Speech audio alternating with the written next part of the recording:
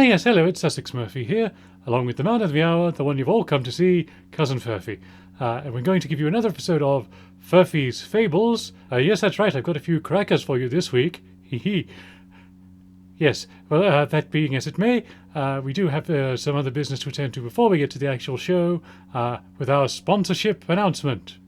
Furphy's Fables, along with all other Murphiverse shows, is brought to you by Home for the LD Lee. Home for the LD Lee is a wonderful shop. They sell Laserdiscs as well as HD DVDs and CDs. And if you go there and you at checkout put in Murph, as in Murphy, you'll get a 20% discount off of your order. So yes, please go to Home for the LD Lee. Lovely people, wonderful deals, and yes, thank you. Now a lot of people ask me, Furphy, you've mentioned your relationship with Bryan Adams before. Maybe you could go into a little bit more detail. Well, a gentleman never likes to kiss and tell, so here are the gory details. Now, what we got up to on that wonderful night, I'm not going to go into too much about because that's within the sanctity of the bedroom, but I will give you some of the aftermath. So after one amazing night of passion, he never called me back. The bastard. Yes, I thought this was the one, you know. Oh yes, Cousin Furphy was ready to settle down, you know. Yes, I was thinking about going back to Canada with him. All kinds of thoughts went through my head. But the next day I called the hotel and he wasn't there. And I found out where he was staying next and I called there and they said he wasn't there. And I would show up at shows and they wouldn't let me in. Eventually I wrote to him and I'm never 100% sure if he actually got the letter. But, well, he did release a song that did conclude some of those. Have you ever heard his song Baby When You're Gone? That's basically the letter I wrote to him. So, yes, if Bryan is out there, if he doesn't want to talk to me, he could at least give me some kind of credit for that song, because, yes, it probably should really be a duet between me and him and not him and Mel C.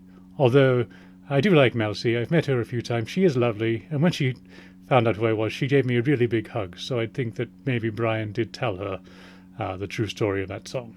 Now, Furphy, you're absolutely sure that this is true? Yes, of course it's true. Have I ever lied to you?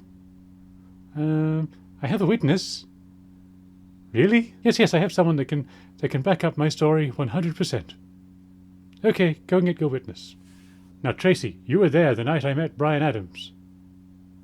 And you were there the day after when I tried to get in touch. And you were there when I wrote the letter. So, in your expert opinion, would you say that I am owed royalties for the song Baby When You're Gone? Well, thank you for that, Tracy. That will be all.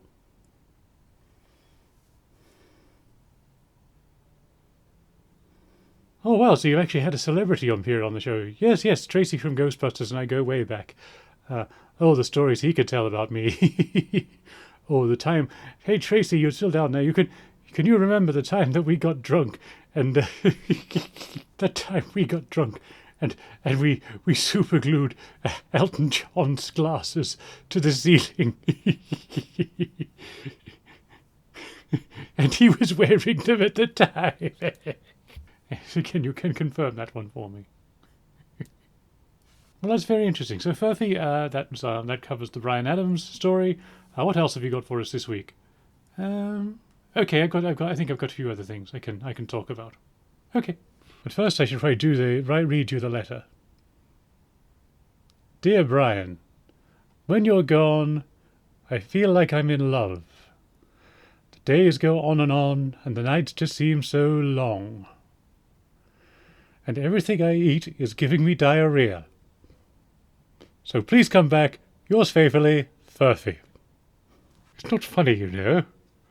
Had the shits for weeks. And speaking of times that I've had really bad diarrhea, Furphy, I don't think that that's really appropriate for the show. Maybe you can say something else. Oh, but it was a really interesting story about going to a curry house with Mick Jagger. Nevertheless, I think that, yes, references to bodily functions are probably best left unsaid. Oh, okay. Did you know that Cousin Furphy was very nearly in Are You Being Served? I did, in fact, get a call back for the role of Mr. Humphreys, but it ended up going to John Inman, who was a jolly good actor, and I think he probably did it better than I can, especially because I am quite a small Furphy. I know I look quite big and intimidating on screen, but believe me, I am rather short. And in fact, I had trouble seeing over the counter, so it made it a little bit difficult for me to believably play that part. But nevertheless, I gave it my all.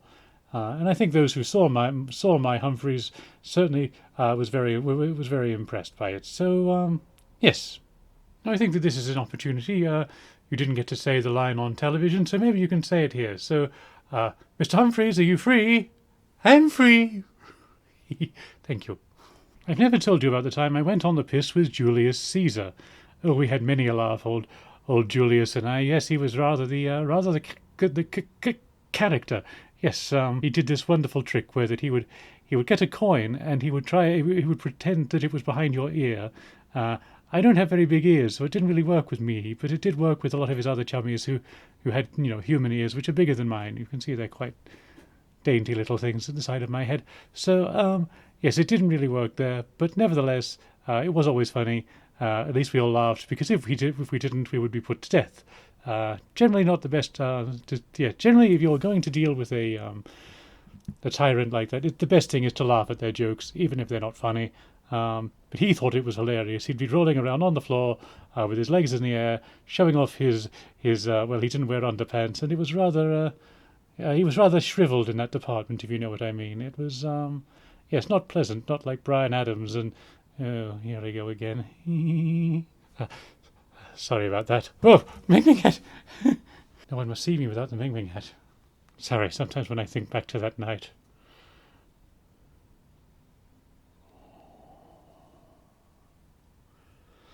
Yes, it was me that actually taught Bryan Adams about guy liner and eyeshadow, and I just think that I really think that he does owe it to me to at least try to get in touch with me. And Furphy, I really think that we've heard enough about your Bryan Adams fixation.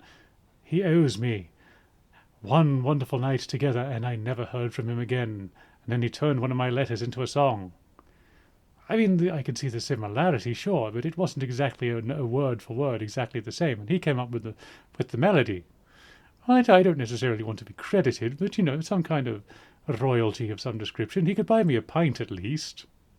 I suppose there is that. So anyway, that's all we've got time for this week on Furphy's Fables. Tune in next week for another Murphyverse program. I am Cousin Furphy, or the Reverend C.F. Furphy O.B.E. Furphy, we've discussed this. You don't have an O.B.E. You were ordered out of the British Empire. You were only allowed to stay because I had those pictures of David Cameron and the pig, remember? Oh, yes. Well, nevertheless, I like to go with the O.B.E. in my title because it brings a certain sense of respectability. Respectability in you. What's funny about that? Nothing. Yes, so tune in next week, the same time next week, for another dose of Murphing. I don't know what it will be. And yes, don't forget to check out our website at www.neonchimp.net/murph.htm. Also, there's Home for the LD Lee. And Bryan Adams, if you're watching, at least give me a call. Thank you. Thank you.